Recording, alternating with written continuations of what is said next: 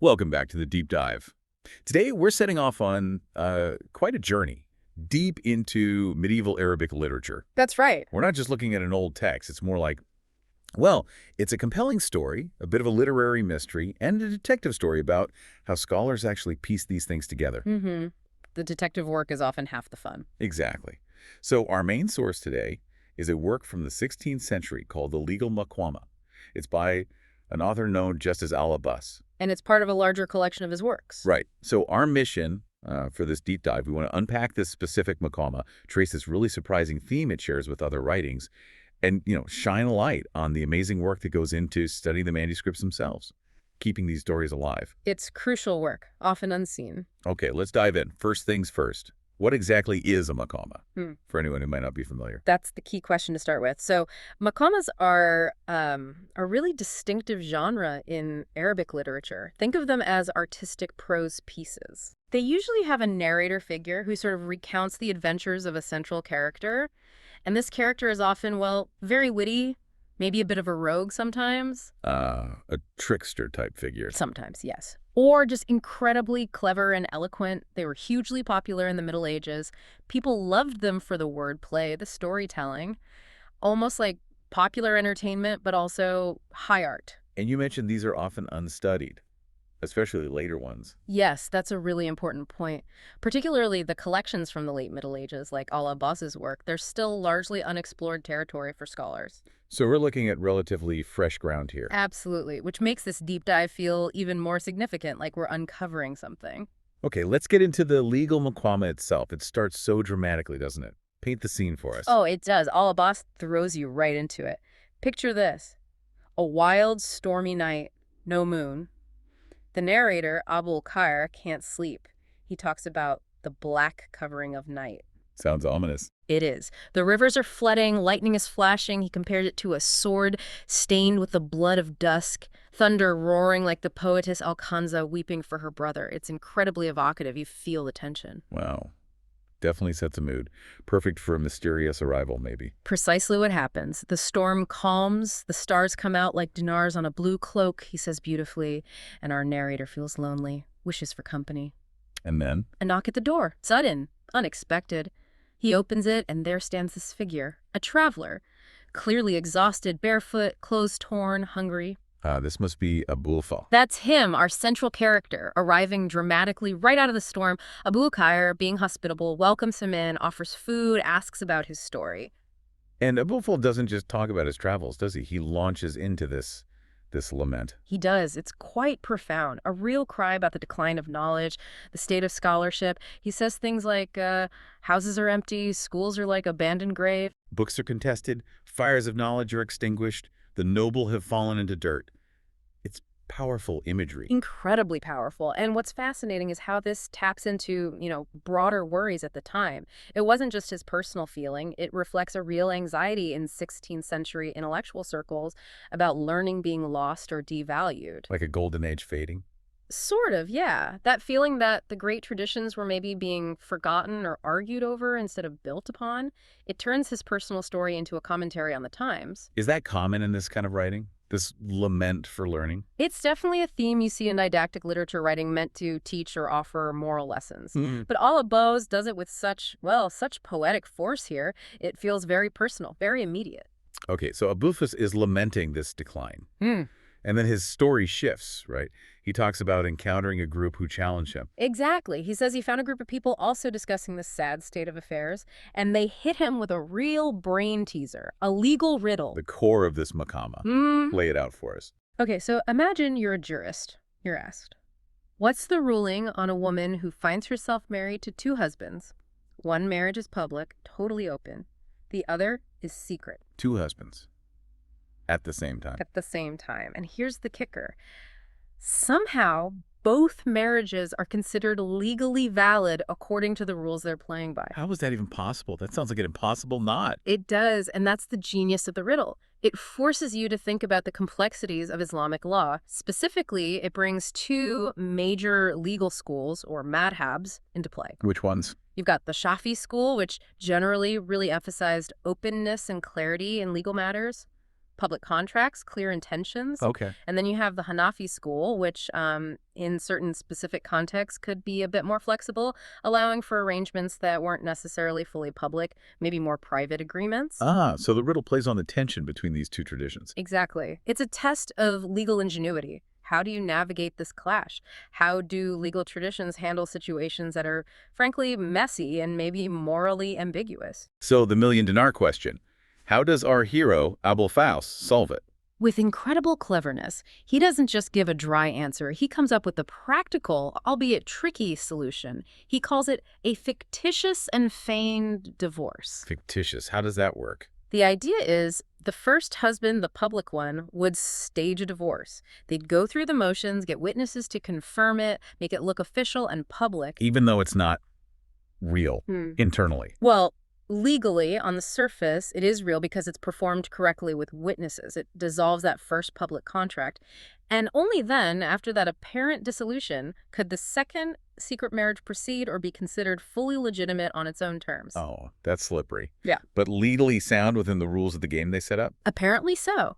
And the way he delivers the answer is key, too. He doesn't just explain it, he recites it in elegant poetry, showing off his mastery of both law and language. You'd think they'd be impressed, but that's not what happens, is it? Not at all. It's a fantastic twist. Instead of admiration, his brilliance just sparks envy, pure jealousy. The text says it ignites the fire of envy in them. Envy, to the point of violence. Yes. They get so worked up, they're actually ready to tie him up with a rope. Can you imagine? Just for being too clever. It seems so. It suggests something about the intellectual climate, perhaps. That maybe sometimes dazzling cleverness, especially if it felt like bending the rules, could provoke hostility, not just praise. It's a sharp bit of social commentary. So what does Abulfeld do? He does the only sensible thing. He runs for it. Flees into a nearby thick forest to escape them. Gets away by the skin of his teeth. An amazing story. But this whole idea of marriage being used in tricky ways, not for love, but as part of a scheme or an escape. You said this wasn't a one-off. No, definitely not. And this is where it gets really interesting from a literary perspective. This theme, we could call it the fraudulent marriage motif, actually pops up across different centuries and even different genres in medieval Arabic literature. Huh. Was marriage a common theme in Maqamas generally? Not initially, no. In fact, in some early famous ones, like by al-Atiri, the word bride might even be a metaphor for, believe it or not, wine. Seriously, wine. Okay. Yeah. So seeing actual marriage plots emerge, especially these tricky ones, tells us something is changing. It reflects shifts in what writers were exploring, maybe shifts in society, too. Okay, give us some examples. You mentioned al-Ashay. Right. So back in the 11th century, in al-Atiri's famous collection, there's the Wasit Maqama, his classic trickster hero, Abu Zaid. The rogue you mentioned earlier. That's the one. He finds his friend is broke, desperate. So Abu Zaid says, don't worry, I'll arrange a marriage for you to a wealthy woman, solve all your problems. Sounds helpful, but knowing Abu Zaid. Exactly. It's all a setup. He organizes this big wedding feast, gets everyone there, then drugs all the guests. While they're unconscious, he robs them all blind and disappears with the loot. So the marriage was just bait for a robbery. Purely a smokescreen for a heist. Classic Abu Zaid. Okay, that's one. What else? Then we jump forward to the 13th century and something a bit different. A shadow, played by Ibn Danyal al-Maholi, called Taif al-Khayal. A shadow play? Like puppets? Kind of, yeah. It's an early form of theater, very popular.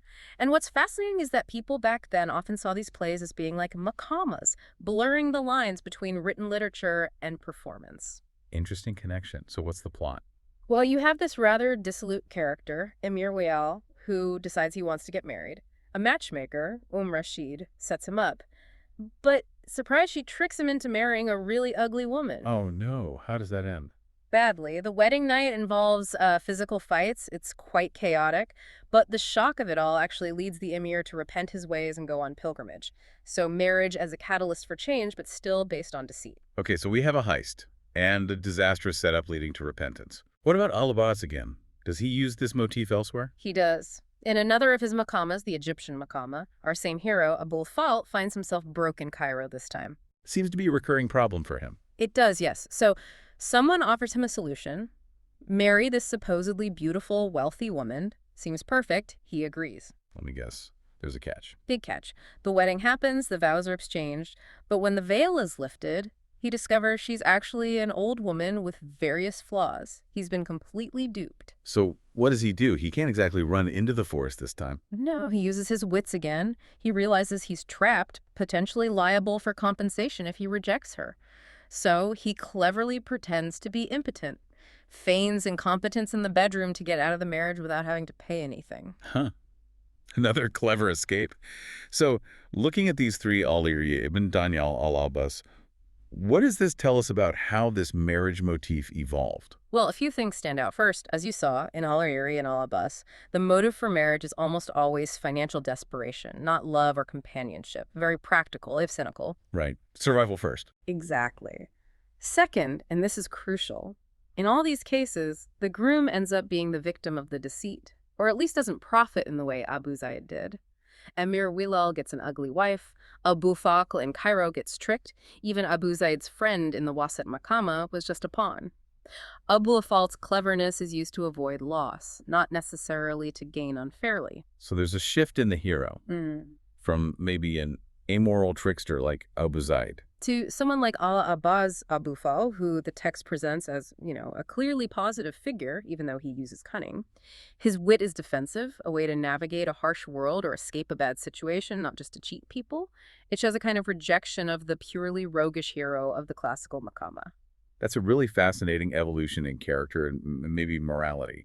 And the connection to shadow plays is amazing, seeing these themes cross between written stories and popular performance. Absolutely. It shows how dynamic this literary culture was, with ideas flowing between different forms, something scholars are really digging into more now. Which actually brings us perfectly to the next part of our story.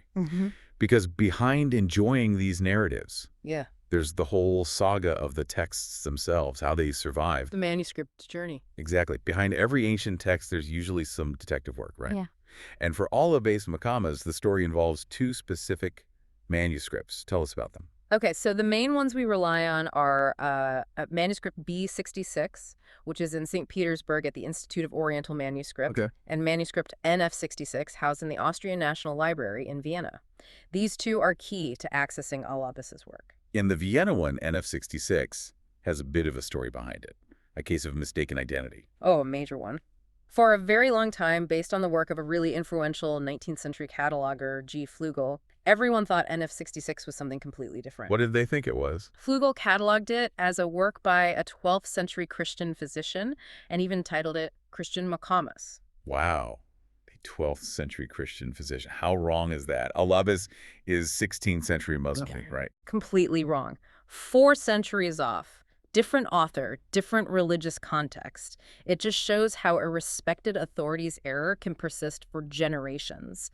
Imagine scholars studying it under that false assumption for years. That's incredible. So how did the mistake finally get corrected? What were the clues hiding in plain sight?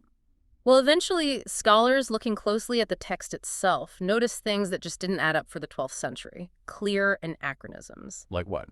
The text mentions figures who lived much later. There's a reference to someone called Ibn Muhammad al-Thawaz, who died in 1591. That's firmly 16th century. Ah, okay, a direct hit. Exactly. And it also refers to famous Quranic commentators like al-Baywo, who's 13th century, and al-Asfarayani, who died in 1536. These names definitively place the author, al-Abbas, in the 16th century, not the 12th. It's like finding a mobile phone in a Roman mosaic. It just blows the old dating wide open. Precisely. Those little textual details are the smoking guns for manuscript detectives. And besides the text, did the physical manuscripts themselves offer clues? You mentioned catechology. Yes, the physical study of the books provided more proof, especially about the connection between the St. Petersburg and Vienna copies. How so? Well, both manuscripts contain the exact same 26 maqamas in the same order. But more than that, they share identical errors or unique features, what scholars call shared defects. Defects, like mistakes. Exactly. They have the same misspellings in the same places. Certain words are vocalized, with the little vowel marks in precisely the same, sometimes unusual way. Even things like where the lines break on the page sometimes match up, or places where a word was accidentally omitted and then squeezed into the margin or between lines. It happens in the same spot in both copies. So it's like they have the same textual DNA, proof they were copied from the same source, or one from the other, or both from a very similar lost copy. That's a great way to put it. Textual DNA. It confirms they belong to the same family, the same transmission history, and definitely represent al-Abbas' 16th century work, not some 12th century text. But even though they share this DNA, the manuscripts themselves look different, right? They tell different stories about how they were made. Tell us about B66, the St. Petersburg one. Right. B66 seems to be the slightly earlier copy, dated probably no later than 1678. And it looks much more like a personal use copy. What tells you that? The handwriting is less formal, a bit varied. There are quite a few corrections made by the scribe. The layout isn't always neat sometimes, verses don't start on a new line. Words might get split awkwardly across lines. It feels like something copied perhaps for the scribe's own study, or maybe for a small circle, not necessarily for sale. And the paper. The paper is interesting too. It might be European-made, which was common, but it lacks watermarks and has characteristics often seen in Eastern paper of the time. Smooth, yellowish, quite dense. Fits with a more personal, less commercial production. Okay, so B66 is the personal copy. How does NF66, the Vienna one, compare? The one that was misidentified for so long. NF66, which is dated a bit later, no later than 1774, looks much more professional. It's written in a very neat, elegant Arabic script called Nashk.